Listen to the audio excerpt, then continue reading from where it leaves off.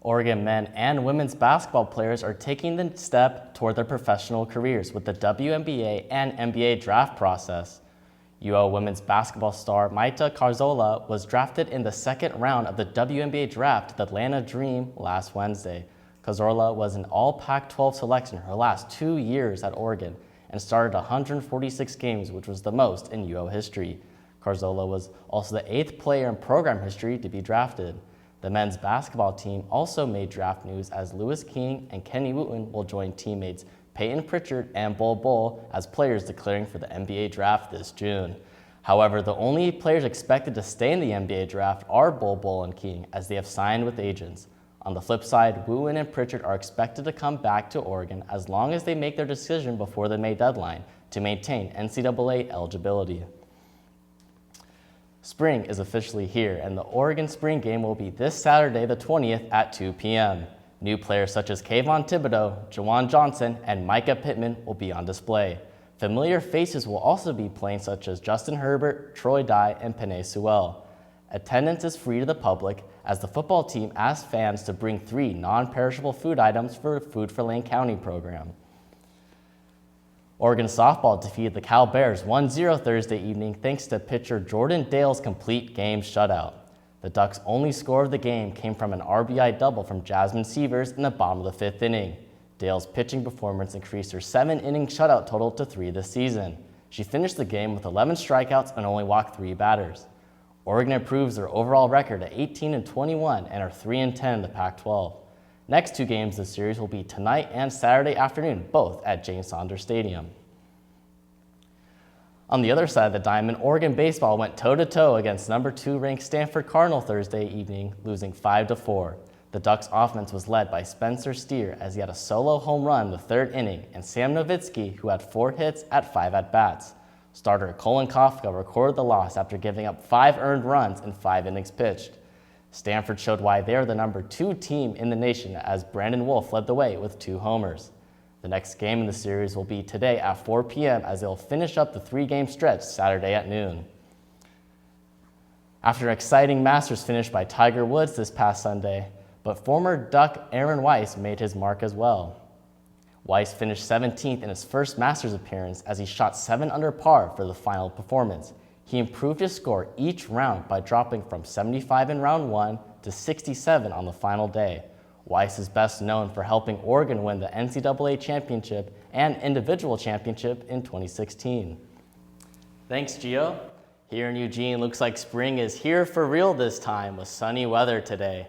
The high will be 71 degrees with a low of 44. Saturday and Sunday will be partly cloudy with highs in the mid-70s and lows in the 40s. Should be great weather for intramural sports all weekend long. For those heading up to Rip City to watch the Blazers take on the Nuggets, expect more of the same great weather with partly cloudy skies in the low 70s. The 3-day low temperatures will maintain in the high 40s. Cruising over to the coast, Newport will be chilly this weekend with temperatures in the high 50s and lows in the mid 40s. But for those sailors out there, winds from the northwest will get as high as 20 miles per hour. So overall, the sun is out, so go outside and get after it with your friends this weekend. Let's throw it back to Gio at the sports desk. Recently, the American Lung Association's State of the Air 2019 report had Eugene and Springfield ranked the 38th worst city in the United States for short-term particle pollution. I'm at one of the open air spaces here at the University of Oregon, which is known for its fresh air and greenery. So why did Eugene and Springfield receive a low grade for its particle pollution? The Lane Regional Air Protection Agency offers a scientific explanation. Joe Nihas, the Public Relations and Education Outreach for LRAPA, breaks down why Lane County received the poor ranking.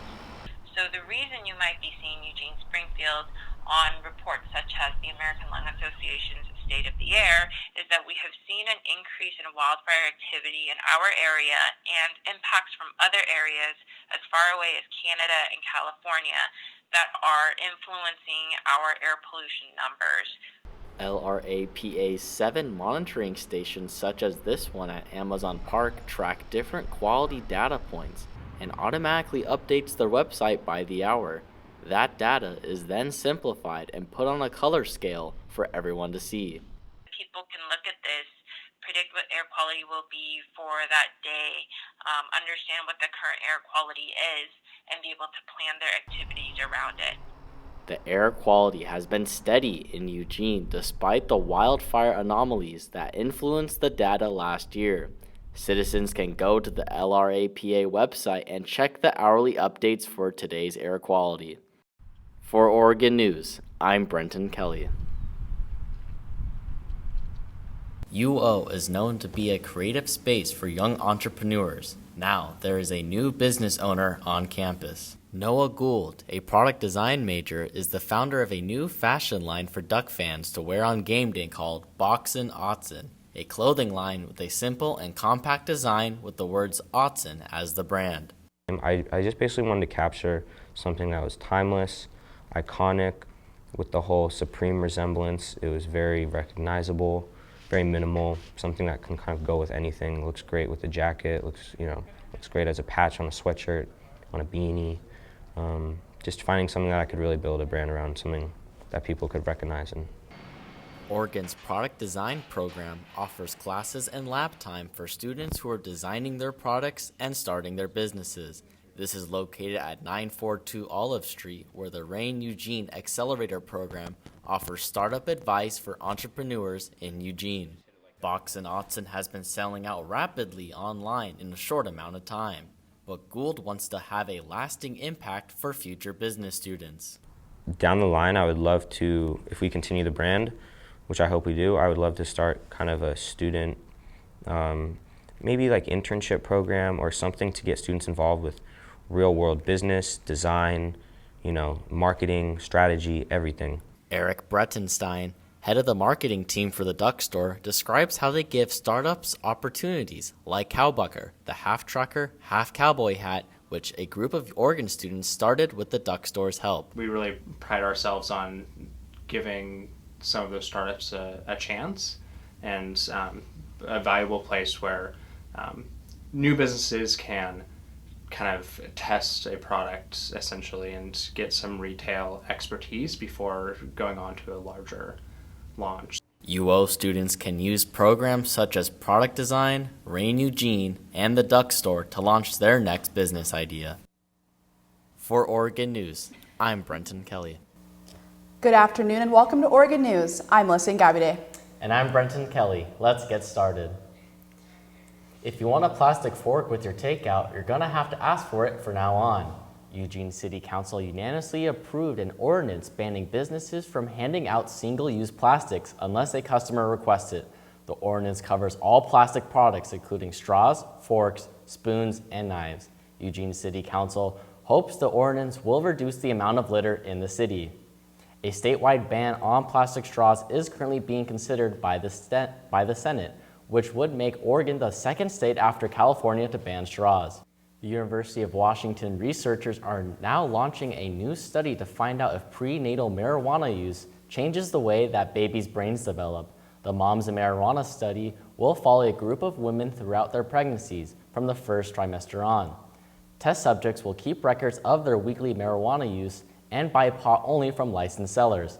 After the babies are born, they'll be evaluated for cognitive and social development, communication, and motor skills.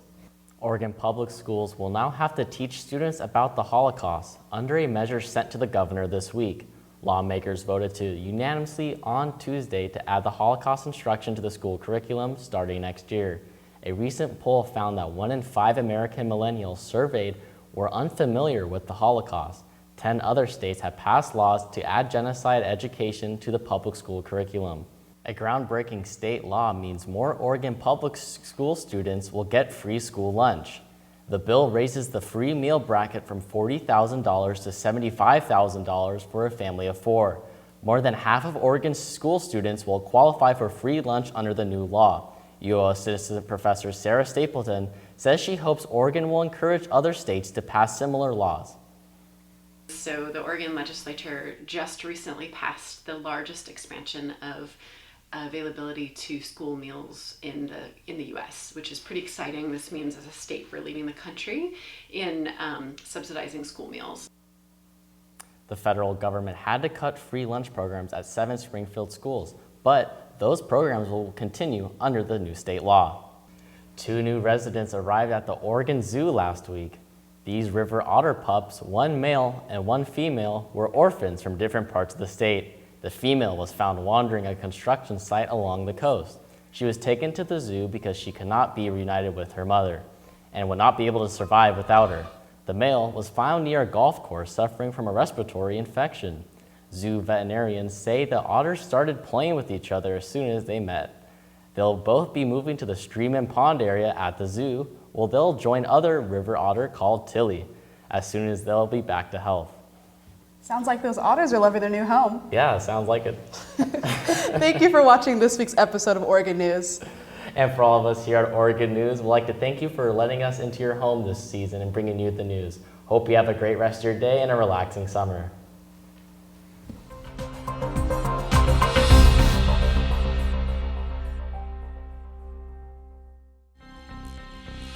Oregon News is made by students from the University of Oregon School of Journalism and Communication. Thanks for watching.